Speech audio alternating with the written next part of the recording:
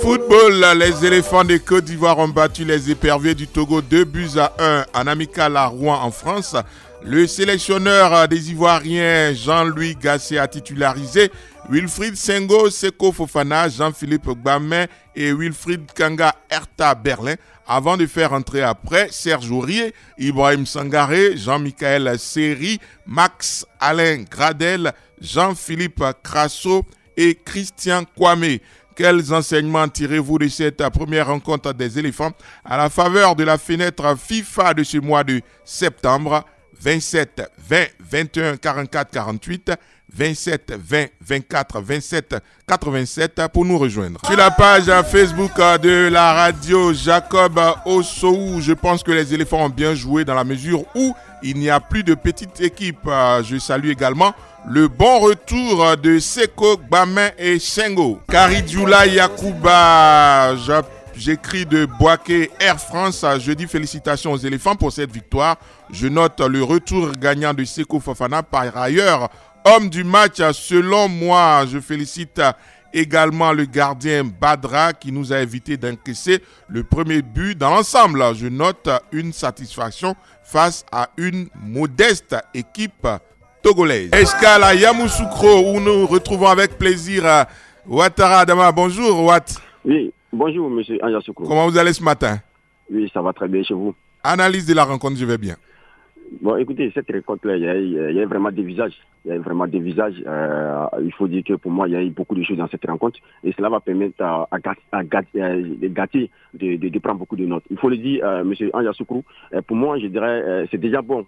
C'est déjà bon puisqu'on s'assure avec une victoire. Ça, il faut le dire, tourner 2-1. Déjà, sur le plan mental, ça va nous faire du bien. Mais après, dans le jeu, je dis, il y a eu beaucoup de problèmes. Il y a eu beaucoup de problèmes. C'est vrai qu'on gagne. Mais sur le plan offensif, pour moi, d'abord, quand vous regardez, il y a eu un gros problème de connexion entre les latéraux et les ailiers. Ça, ce sont les choses à corriger. Après, au niveau de défense centrale, il faut le dire, tout mettre. Gros problème de placement, gros problème de communication, gros problème de replacement entre les deux centraux. Après, il y a eu ce problème de connexion entre les centraux et les milieux défensifs. On laisse trop d'espace dans le travail défensif. On ne travaille pas ensemble. Trop d'espace dans les lignes. Je crois que c'est sur le travail défensif pour moi que Gatier doit revoir certaines choses. Mais sur le plan offensif, on a vu quand même le joueur 3, on a vu une équipe de Côte d'Ivoire avec la balle qui était très à l'aise, qui a respiré. Déjà, on s'est mis en difficulté nous-mêmes. Quand vous regardez à la 15e minute, on s'est mis en difficulté. Et le but qu'on prend, sinon on permet à les Togolais de marquer ce but-là. Donc c'est sur le plan défensif pour moi, il faut revoir beaucoup de choses. Mais après, sur le plan offensif, bravo aux éléphants parce qu'en 90 minutes, on arrive à marquer 2 buts. Merci beaucoup, Ouattara Adama. Excellent début de semaine à vous là-bas à Yamoussoukro, à 2 km de la Guinée. À Sipilou, rejoignons Demandé Mamadou. Bonjour.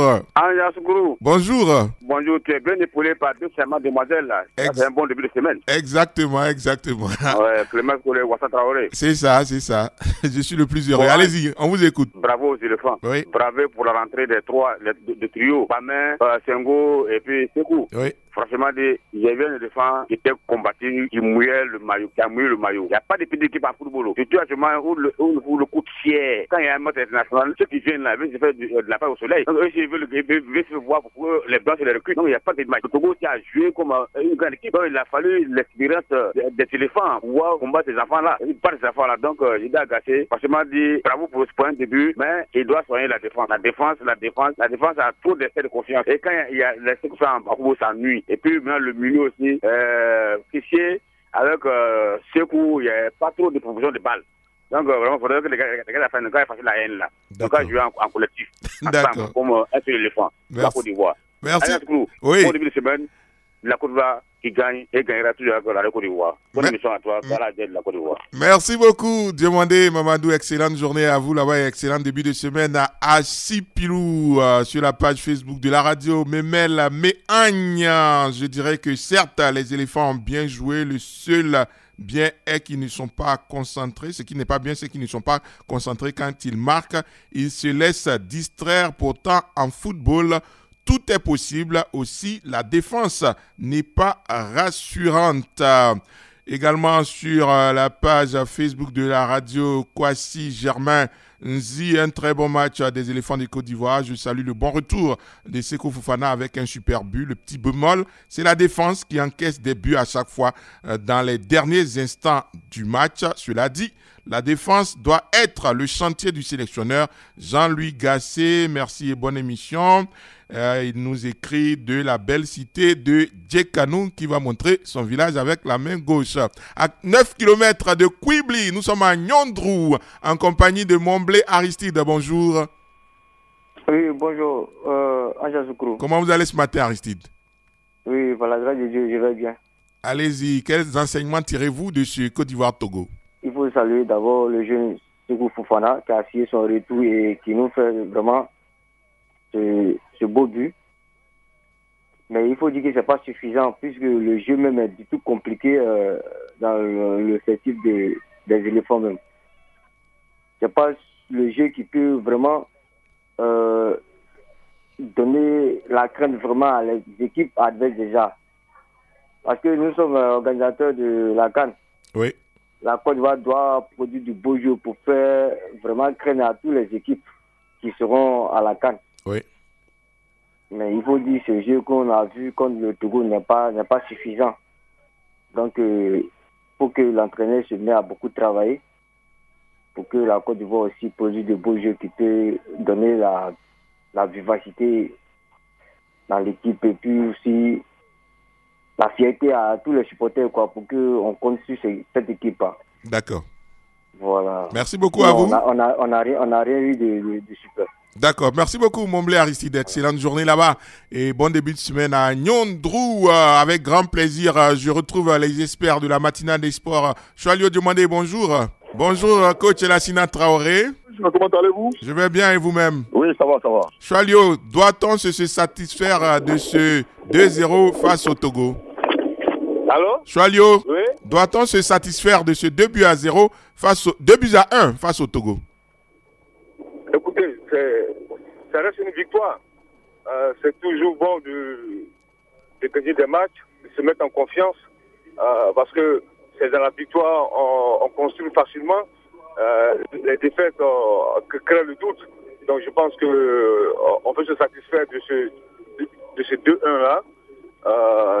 Il faut le dire parce que on a commencé avec une équipe assez expérimentale, avec une défense remaniée, un milieu de terrain remanié, une attaque remaniée. Donc je pense que ce 2-1, on peut se satisfaire de ce résultat. Coach Lassina Traoré, êtes-vous satisfait de cette victoire 2-1 face au Togo?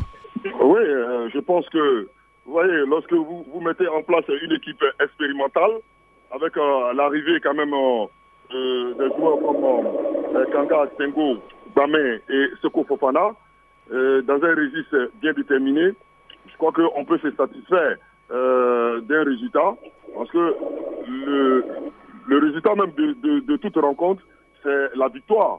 Et la victoire est toujours bonne à prendre. Mais je dirais que dans le jeu en tant que tel, on a eu quand même des moments de satisfaction avec un certain Sekou Fofana, qui franchement qui a été dans tous les bons coups. Lui lequel on attendait depuis un certain moment dans le but de suppléer les Sangaré et autres. Je crois que c'est quand même quelque chose de très positif dans le dispositif de Gassé. On a vu aussi en pivot Kanga qui nous a démontré une fois de plus qu'il peut être aussi un patron au niveau du milieu de terrain, ce qui a toujours manqué à la Côte d'Ivoire. Et donc, ce qui est un peu difficile à comprendre, c'est toujours le problème de la défense.